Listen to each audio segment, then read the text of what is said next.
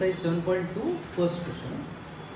इसमें जो क्वेश्चंस है दो टाइप के, एक तो डिस्काउंट वाले हैं और टैक्स वाले। तो दोनों ही क्वेश्चन को मैं आप लोगों को अलग अलग मेथड्स बताता हूँ। जैसे पहला question, during a sale a shop offered a discount of 10%। इसका मतलब क्या हुआ कि दुकानदार ने 10% का डिस्काउंट दिया है। इसका मतलब अगर वो चीज़ 100 रुपये की है तो अपने को कितने रुपए में मिलेगी? 90 में मिलेगी।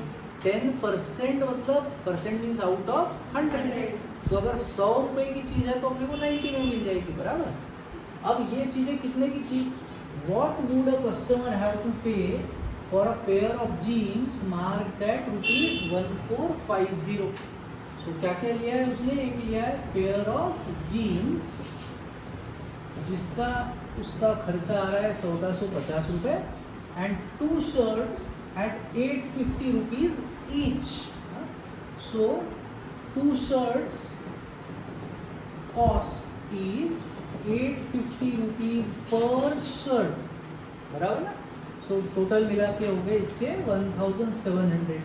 सो टोटल प्राइस या फिर टोटल कॉस्ट 1700 प्लस 1450। सो कितना रुपया हो रहा है? 3,150 रुपये। इतने पैसे देने पड़ते हैं अगर डिस्काउंट कुछ नहीं होता तो, बराबर। यस, लेकिन अभी अगर कस्टमर को 10% का डिस्काउंट मिल रहा है तो आगे का पार्ट कैसे करेंगे?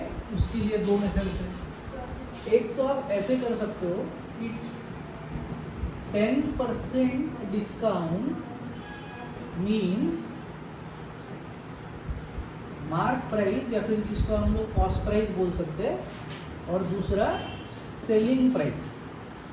तो अभी मार्क प्राइस या फिर कॉस्ट प्राइस अपना कितना हुआ है खर्चा? 3,150 का हो रहा है ना। कॉस्ट उतना पड़ रहा है अपनी 3,150 का पड़ रहा है, लेकिन सेलिंग प्राइस उतना ही रहेगा कि उससे ज़्यादा रहेगा या उससे कम रहेगा?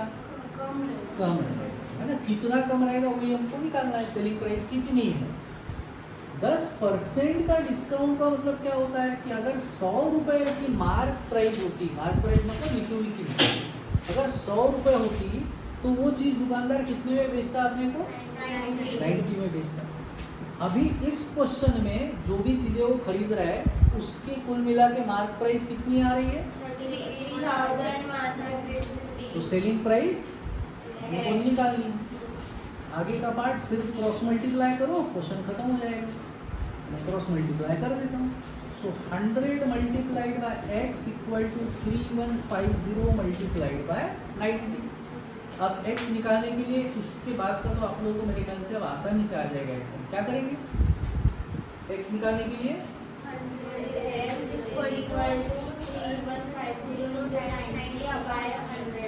मल्टीप्लाई का 100 यहाँ डिवाइड हो गया, क्वेश्चन खत्म। 0 0 cancel, 0 0 cancel, so that is 315 into 9। मैं इंटू कर देता हूँ।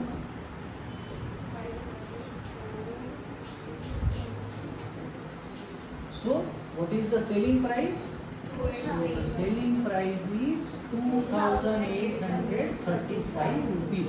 कितने पैसे देने पड़ेंगे? ऐसा ही सवाल था ना।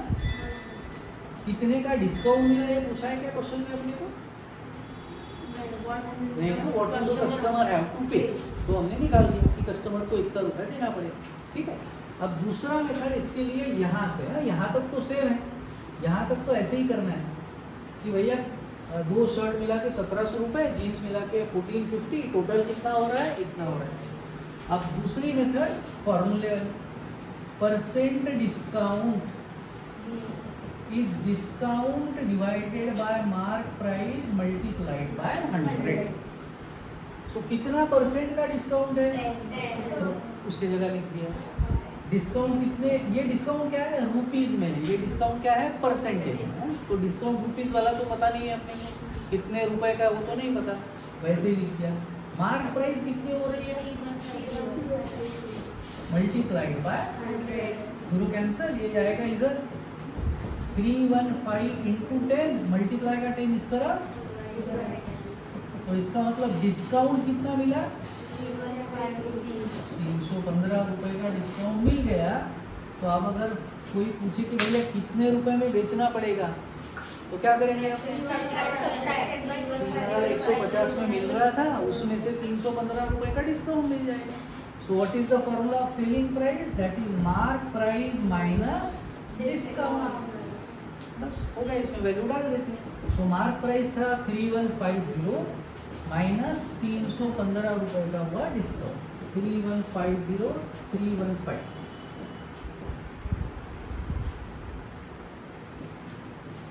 2835 इतना आया ना. ये वाले मेथड से कुछ अलग आया था क्या?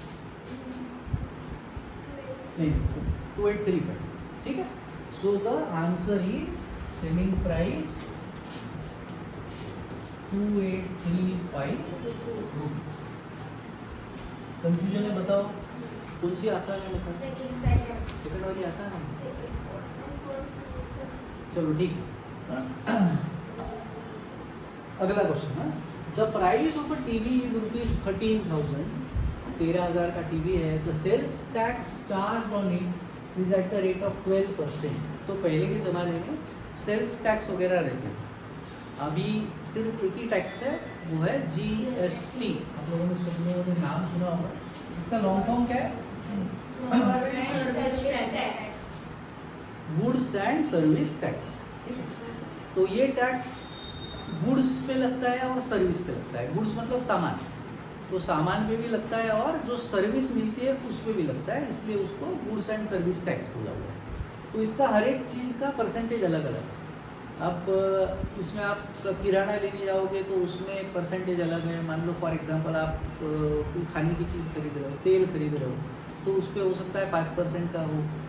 आप कोई टीवी लेने जाओगे तो उस पर हो सकता है 15% का हो. ज़्यादा महंगा मोबाइल लेने जा रहे हो सकता है उस पर 20% का हो. तो सब डिपेंड करता है, हर एक चीज़ पे अलग अलग GST लगा हुआ है.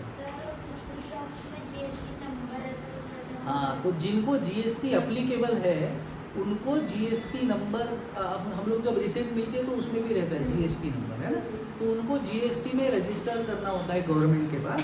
तो गवर्नमेंट में इंस्टीट्यूशन में जाके वहाँ पे रजिस्टर कराते कि भैया मेरे को GST नंबर दो, मेरा बिजनेस है, मैं इतना इतना पैसा कमा रहा हूँ. एक मिनिमम थ्रेशोल्ड के ऊपर जिनकी कमाई है उनको GST लगता है. मतलब रास्ते में जो सब्जी बेचते हैं उनको GST की ज़रूरत नहीं है. लेकिन कोई सब्जी वाला अगर अंबानी के जैसा बन गया, अंबानी सब्जी भी बेचता है ना, करोड़ों में कमाता है, तो ऐसा अगर कोई है तो फिर उसको GST लगता है. तो कुछ मिनिमम पैसे छोड़ के उसके ऊपर अगर कोई कमा रहा है तो उसको GST का नंबर लेना ज़रूरी है. ठीक है. तो इतना अपन डिटेल में जाने की ज़रूरत नहीं है. GST मतलब क्या है? टैक्स. एक प्रकार का अपने को GST भरना है. अब टीवी की प्राइस क्या थी? 13,000. उस पर टैक्स कितना है? 12%. तो उससे अपना टीवी का प्राइस कम होने वाला है कि बढ़ने वाला है? बढ़ने वाला है. मैं दोनों मेथड बता रहा हूँ. 12% टैक्स मीन्स मार्क प्राइस में पहले लिख देता हूँ. मार्क प्राइस ऑफ टीवी कितना था? 13,000. मैं दोनों ही मेथड बता रहा हूँ. 12% टैक्स का मतलब हुआ कि अगर 100 रुपए की चीज़ होती तो कितने में बेचते? 88. अच्छा, ये डिस्काउंट है कि टैक्स है? 112. बढ़ाना पड़ेगा. ये टैक्स है, ये डिस्काउंट नहीं है. समझ में आया ना? ये अगर 12% का डिस्काउंट बोलता है, दुकानदार डिस्काउंट दे रहा है, तो फिर हम लोग 88 में बेचते हैं. यहाँ पे टैक्स लग रहा है तो अपने को और ज़्यादा का पैसा देना पड़ेगा. तो 100 रुपये पे 12 रुपये एक्स्ट्रा देने हैं तो अपने को देने पड़ेंगे 112 रुपीज़. तो अभी मार्क प्राइस और सेलिंग प्राइस में मार्क प्राइस दिया है कि सेलिंग प्राइस दिया है? कितना दिया है? Selling price. Cross multiply question खत्म. So 100 multiplied by x is equal to 13,000 multiplied by 112. So 13,000 multiplied by 112 on 100. 2 0 cancel. So मैं 130 इंटू 112 कर दूंगा. तो सेलिंग प्राइस आएगा. Find the amount that Vinod will have to pay if he buys. ठीक है, मैं into कर देता हूँ उसको. कितने पैसे देने पड़ेंगे देख लेते हैं. 0 लगा दिया मैंने यहाँ पे.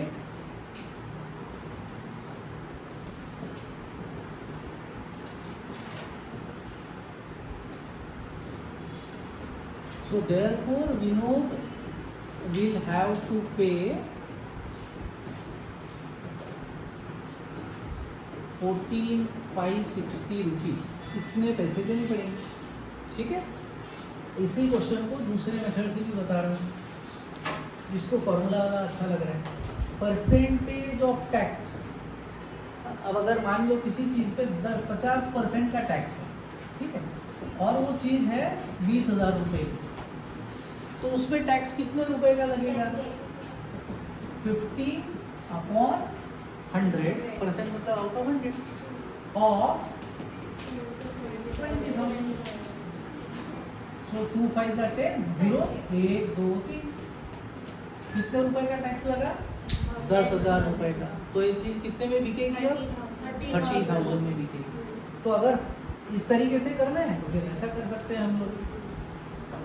सो मैं लगा रहा हूँ परसेंट टैक्स कितना था? टैक्स इज 12% ऑफ 13,000 रुपीज, बराबर। बेटा तुम्ही टाइमपास नका करू, मी लक्ष आहे माझं तुझ्याकडे मगाचपासून 2-3 वेळा तू फक्त स्माइलेच करून राहिला, कधी इकडे पाहून करतोय कधी तिकडे पाहून करतोय, आणि मग जेव्हा टेस्ट मी घेईल तेव्हा तू नापास होशील, बरोबर ना? सो टॅक्स काढायचा तर काय करणार? 12% ऑफ 13,000. सो काय येणार answer? 12/100 multiplied by 13,000. 0 cancel. So 12 into 13 आता तेच केलं होतं आपण, ते 112 येतं ना. चला मी करून घेतो. 12 into 130. सो एवढ्या रुपयाचा टॅक्स आहे. आता टोटल किती रुपये द्यायला लागेल? 13,000 plus tax, correct. So amount to be paid is mark price plus tax. So mark price किती होती? 13,000 प्लस टैक्स कितना आया? 1560. तो कितना होगा? 14,560 रुपए. इतना ही था अपना ये मेथड से सेम, ठीक है। कौन सी मेथड ज़्यादा आसान है? ठीक है, जिसको जो लगती है वो करो। मेरे ख्याल से तो ये मेथड ज़्यादा आसान है, तो मैं ये मेथड जानबूझ के बता रहा हूँ, ठीक है। जिसको जो आसान लगे वो कर सकते हो, कोई टेंशन नहीं। नेक्स्ट क्वेश्चन,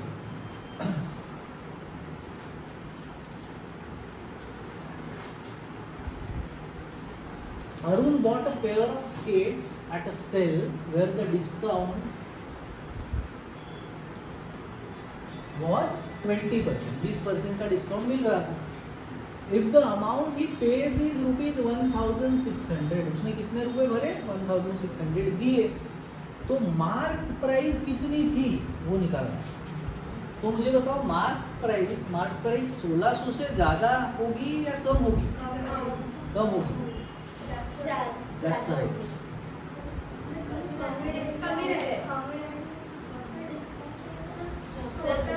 तो मार्क प्राइस क्या थी? ज़्यादा थी? मोर देन 1600 या लेस देन 1600? अच्छा, उसने कितने रुपए दिए? पैसे कितने रुपए दिए? 1,600. If the amount he pays, कितने रुपए दिए डिस्काउंट करा के, है ना। Arun bought a pair of skates at a sale where discount given was 20%. उसको डिस्काउंट देने के बाद उसको कितने रुपए देने पड़े? 1,600. तो नेचुरली फिर उसकी जो कीमत होगी वो 1,600 से ज़्यादा होगी, तभी तो डिस्काउंट करके 1,600 में बिकी चीज़। अगर वो चीज़ 1,500 की होती तो डिस्काउंट करके 1,600 में कैसे दी? फिर तो लेता ही नहीं था। तो 1,500 वाली चीज़ है भैया ले, मैं तेरे को डिस्काउंट देता हूँ 1,600 में ले ली, तो ऐसा कौन ले, है ना। तो इसका मतलब हमारा जो ये थोड़ा सा लॉजिक में क्यों बता रहा हूँ, ताकि एग्जाम में जब आप लोगों का आंसर इसका आएगा 1,500 रुपये, तो दिमाग में बत्ती जलनी चाहिए कि यार 1,600 में बेच रहा है आदमी, डिस्काउंट दे के फिर मार्क प्राइस 1,500 कैसे हो सकता है। तो उससे अपने को पता चल जाता है एग्जाम में कि यार अपन ने गलत किया, तो अपनी वैल्यू जो है वो 1,600 से ज़्यादा होनी चाहिए, ठीक है। दोनों मेथड बता रहा हूँ। पहले सादी वाली मेथड बता रहा हूँ, टेबल वाली। Discount of 20% means mark price selling price. Table में हम लोग बनाते हैं तो क्या करते हैं, लेफ्ट में मार्क प्राइस लिखते हैं, राइट में सेलिंग प्राइस लिखते हैं। स्टार्टिंग में हमेशा मार्क प्राइस 100 ही लेते हैं। क्यों? क्योंकि डिस्काउंट किस में दिया है? Percentage out of 100। तो 100 रुपये अगर मार्क प्राइस होती और 20% का डिस्काउंट अगर दुकानदार दे रहा होता तो कितने रुपए में बेचता? 80 में बेचता। अभी इसमें ये 1600 ये मार्क प्राइस है कि सेलिंग प्राइस है? सेलिंग प्राइस की जगह लिखेंगे यहाँ पे 1600 और इस बार मार्क प्राइस में लिखेंगे क्रॉस मल्टीप्लाई, क्वेश्चन खत्म। So 100 into 1600 equal to 80 into x. So 100 into 1600 divided by 80। So 8 0 cancel, 8 1s are 8 2. So 20 into 100, that is 2000. So what was the mark price? Mark price was 2000 rupees. ठीक है? अभी percentage formula लगा के किसको करना है? Percentage discount is discount upon mark price into 100। कितने percent का डिस्काउंट है? 20। डिस्काउंट रुपए में पता है क्या? नहीं। मार्क प्राइस पता है क्या? नहीं। इनटू जब भी एक्स ले लूँ, किसको ले सकते, कोई फर्क नहीं पड़ता। फिर दूसरे को तो ऐसे ही रखना पड़ेगा। दोनों को तो एक्स नहीं ले सकते। दोनों को एक्स लेंगे तो इसका मतलब हो जाएगा कि दोनों की वैल्यू इक्वल है। डिस्काउंट अमाउंट पता है क्या अपने को? कितना है? ये इतने रुपए का डिस्काउंट है कि इतने रुपए उसने दिए? ये तो सेलिंग प्राइस है। इतने रुपए उसने दिया है खरीदने के लिए सामान। ये इतने रुपए का डिस्काउंट नहीं है। अपने को डिस्काउंट रुपए में नहीं पता है, अपने को मार्क प्राइस नहीं पता है। ठीक है? तो अब यहाँ पे आने के बाद जब भी हमेशा क्वेश्चन ऐसा जब आएगा जिसमें एक से ज़्यादा वैल्यूज नहीं पता है तो वहाँ पे जाके हम लोग लटक जाएंगे। कोई भी फॉर्मूला हम लोग को आंसर तब देता है जब हमको एक वैल्यू छोड़ के बाकी सारी वैल्यूज पता है। तो यहाँ पे दो वैल्यूज नहीं पता है तो यहाँ पे आके लटक गए हम लोग। अब अपने को क्या करना पड़ेगा? डिस्काउंट की जगह में डिस्काउंट का फॉर्मूला लगा। अब मान लो एक चीज़ 500 रुपये की है और दुकानदार वो चीज़ 400 रुपये में बेच रहा है। ठीक है? क्या बोला मैंने? चीज़ है 500 रुपये की और वो बेच रहा है 400 में। तो डिस्काउंट कितने रुपए का हुआ? रुपए में पूछ रहा हूँ। कितने रुपए का डिस्काउंट हुआ? परसेंट कहाँ है? 100 रुपीज़। ये 100 आपने क्या किया? कहा किसमें से क्या माइनस किया? किसमें से क्या माइनस किया? मार्क प्राइस माइनस बराबर ना? तो ये अब डिस्काउंट के जगह मुझे डालना पड़ेगा। सो डिस्काउंट के जगह मैं लिखूंगा mark price minus selling price. बाकी सब मैंने वैसे ही लिखा है। देखो मार्क प्राइस नीचे का वैसे, 100 वैसे, 20 वैसे। यहाँ तक डाउट कुछ? ये क्यों करना पड़ा अपने को ऐसे? क्योंकि दो वेरिएबल थे, दो चीज़ें नहीं पता है। अब क्या फ़ायदा हुआ? अब ये फ़ायदा हुआ कि सेलिंग प्राइस पता है ना कितने रुपए में बेचा उसने। अब सिर्फ एक ही चीज़ नहीं पता है, मार्क प्राइस। तो अपना आंसर आ जाएगा। तो अब मैं सेलिंग प्राइस की जगह उसकी वैल्यू डालूंगा। 20 is equal to mark price minus 1600 upon mark price into 100। बताओ डाउट ओके है यहाँ तक? अब ये एमपी कैंसिल नहीं करेंगे कभी। जब भी बीच में प्लस माइनस रहता है तो ऊपर नीचे की संख्या नहीं कटती है। और ये ब्रैकेट बहुत ज़रूरी है। अगर ब्रैकेट नहीं दोगे तो गई भैंस पानी। कैसे होगा उसका मतलब? अगर ब्रैकेट नहीं दिया तो मतलब क्या हुआ? अगर आपने ब्रैकेट नहीं दिया, ऐसे लिखा, तो इसका मतलब क्या हुआ? सिर्फ 100 इंटू 1600 ही होगा फिर। ठीक है? तो ये ब्रैकेट देना, ये एक टर्म है। सो मार्क प्राइस इधर गया, डिवाइड का हुआ multiply. So 20 mark price is equal to 100 mark price minus 160000 4। ठीक है? क्यों? ये दो ठीक है ना? अब ये मैं 1640 वाले को इक्वल टू के दूसरे तरफ लेके आता हूँ। वो माइनस था, वो इस तरफ प्लस हो गया।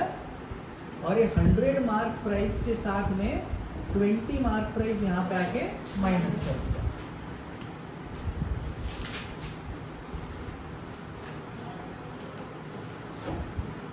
So 100 mark price minus 20 mark. So 80 mark price is equal to 16,000. ठीक आहे. सो आनंदी लिहून काही फायदा होणार का आपल्याला, सांग मला. त्यांनी आपल्याला जास्ती लवकर जमेल का?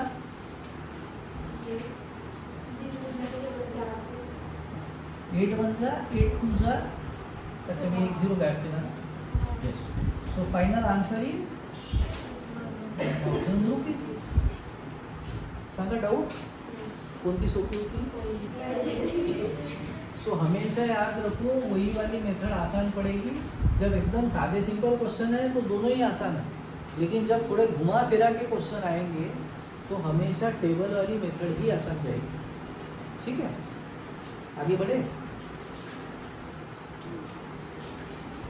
I purchased a hair dryer for rupees this much including 8% VAT. इसका मतलब बताओ, including 8% VAT का क्या मतलब है? 5,400 including all taxes. हाँ, मतलब जो कीमत थी उसकी वो निकालना क्या है? Find the price before VAT was added. मतलब मार्क प्राइस निकालना है ना. तो मार्क प्राइस जो थी वो 5,400 से ज़्यादा रहेगी या कम रहेगी? कम थी, हो सकता है 5,000 की हो, हेयर ड्रायर का कीमत 5,000 हो. 400 रुपये का टैक्स लगने के बाद वो कितने का हुआ है? 5,400 है. ये इंक्लूडिंग वैट है, वैल्यू एडेड टैक्स. ठीक है. सो 8% टैक्स मिला के इतने रुपए हुए, तो टैक्स जोड़ने के पहले तो पहले कीमत कम ही होगी उसकी नेचुरली, है ना. सो अब स्वानंद जी नहीं समझ सकता है. सो इफ टेबल वाली मेथड बताओ अब से या दूसरी भी बताऊं.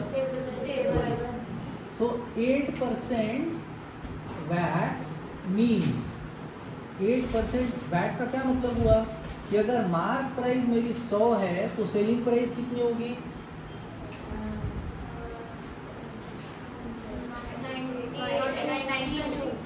92. ये टैक्स का मतलब अपने को गवर्नमेंट डिस्काउंट नहीं देती है. टैक्स का मतलब अपने से गवर्नमेंट पैसा लेती है. ठीक है. सो 108. ओके, ठीक है. तो अब इसमें अपने को निकालना क्या है? ये 5,400 जो है वो टैक्स लगा के पैसे है कि वो मार्क प्राइस है? हाँ, मतलब वो सेलिंग प्राइस है. टैक्स लगाने के बाद कितने रुपए में बेचा है? 5,400. और find the price before VAT was added, मतलब अपने को निकालना है मार्क प्राइस. सो आगे वाला पार्ट आसान है, क्रॉस मल्टीप्लाई आसान. So 100 into 5400 is equal to x into 108. यहाँ पे आएगा मल्टीप्लाई का डिवाइड होगा. So 100 into 5400 divided by 108 is equal to x. So 108 100 5 जा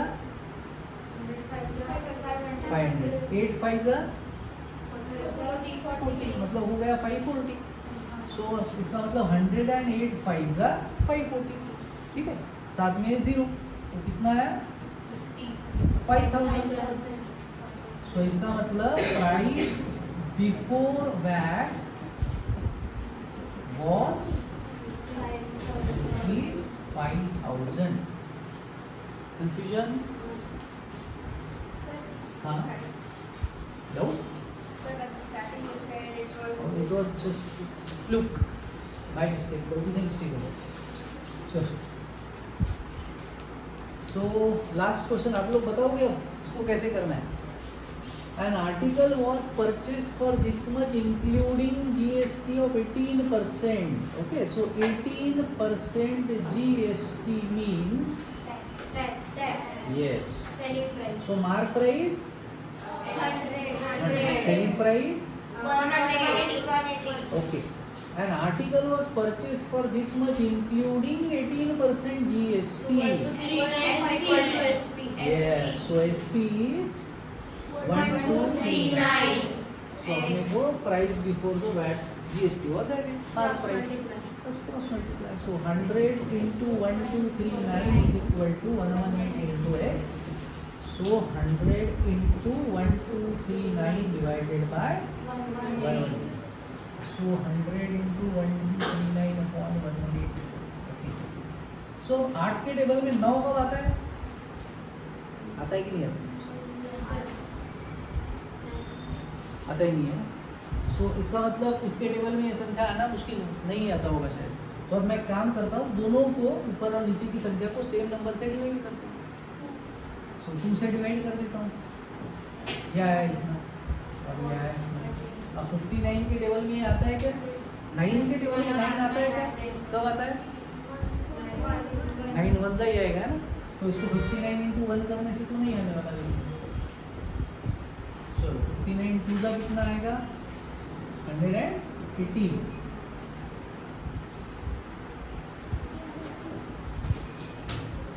आगे आंसर कितना है? 21। सो 50 इंटू 1239 डिवाइडेड बाय 59। 59 से इसको डिवाइड किया, आंसर आया 21। सो 50 into 21। So what was the price before the VAT was added, before GST was added?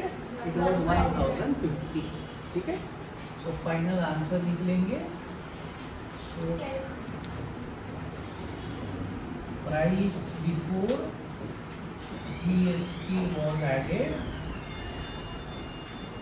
was ₹1050. Okay? पक्का?